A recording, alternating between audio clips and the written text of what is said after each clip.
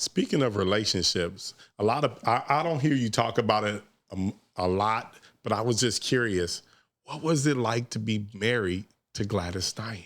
Well, first of all, I want you to know I was the conductor of the midnight train, not one of the pips. Talk that. I love that. Yeah, don't make me go there, all right? It was very good and very fascinating, but our careers... How'd you meet her? At the Regal Theater in Chicago, I remember. And, let's hear about it. Yes. And so I went backstage. I asked the publicist who brought me there, I said, can I meet her? I've always admired her from the time when she made a song at 13 with Every Beat of My Heart. That was her first song. So she said yes. And so she took me to the dressing room. We started talking, and we just had a synergy. So when I was leaving, she said, hey, Les Brown. I said, yes. She said, here's my number. You won't have to go through a publicist next time. And I looked at her, and I heard something in my mind. I became very spiritual, and I said, the Lord is my shepherd. I see what I want. Oh, behave. And that was the beginning, yeah. Oh, that's awesome. How long was y'all? 2 years? No, we were together 5 years. Wow. Mm-hmm. Publicly, I think it said you first came out at Maya Angelou's 65th birthday party when you guys were scoped out publicly. Is that true? No, I'm not familiar with that story, but I did spend That's on the internet, just so you know. Oh, okay. Thank you. Well, there's a lot of stuff on the internet, you know. But I spent a whole day with Maya Angelou. She was an incredible person, had a photographic memory. And while I was there, I challenged her. I said, how good is your memory? She said, I remember when I met Malcolm. I remember many people that you can name in history. I said, Langston Hughes. She said, I remember the color of the socks that he had when I met him in South Africa. And we had a long conversation. So I said, I'm going to say something and see, can you end it? I've never heard it before. Many a flower has bloomed, and she said, many a flower has bloomed unceasingly and wasted sweetness upon the cold desert air. That many talented and gifted persons have gone unnoticed, and the world never heard from them. I said, you got a photographic business?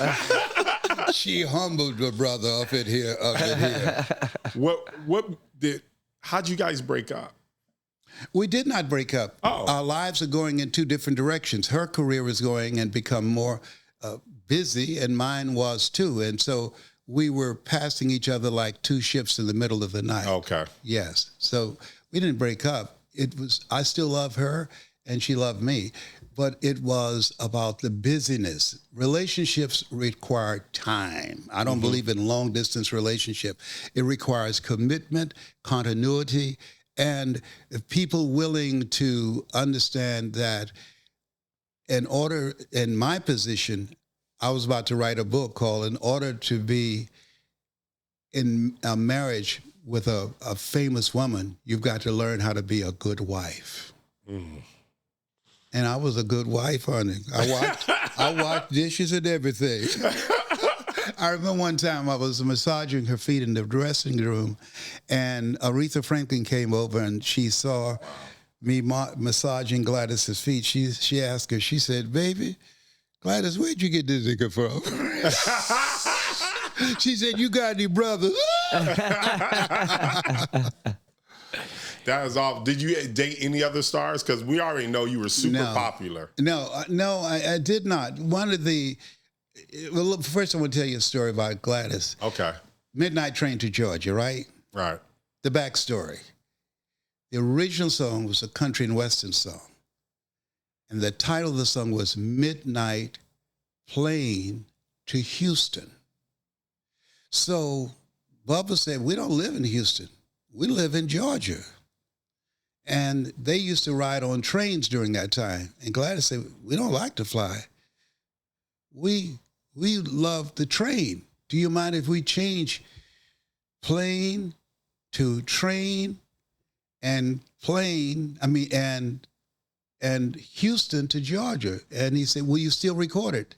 And they said, yes. And they said, okay. And so words matter. And It became Midnight trained to Georgia, but also the words that you speak. I train kids. And one of the things I teach kids about not using profanity, but profanity has become the new normal. But I teach kids that profanity is the expression of a weak mind, the strongest expression of a weak mind, because our kids are listening to us. And what we have to do is, in order to eliminate the virus of HIV, hood-infected virus, AIDS, addiction to incarceration and death syndrome, we have to hold ourselves to a higher standard because our kids are listening to us. I saw on the internet, this little boy was messing with the magazines and candy and throwing them on the floor. So the cashier leaned over and said, "Stop doing that." And this little boy, 5 years old, looked up and said, "Bitch, shut up." So our kids are listening to us. So we have to, I believe, because when I was a kid, you judge your ability to be an adult by the information that you are exposed to. Now our kids are exposed to everything. And so between the ages of 0 and 4 and 7, the professor at the University of Minnesota, Seelman, he said that what we hear between 0 and 7 help us to develop our vision of ourselves. The words that we hear, the things that we see, the experiences that we have, and we form habits, and habits create your future, that download, the clutter in our mind. And so what you're doing when you do your show is helping to declutter the things that in our minds, that commercials that we watch every day, that's not in our best interest, but it fills the pockets of those corporate executives. But it's not something that's focused on our health like the three of you are doing, because you're helping people to do what the Honorable Elijah Muhammad said. He said, don't live to eat, eat to live. And so you're teaching people how to develop habits that will allow them to live a healthy, happy, prosperous life, because your health is the ultimate success in life. You don't have your health, you have absolutely nothing.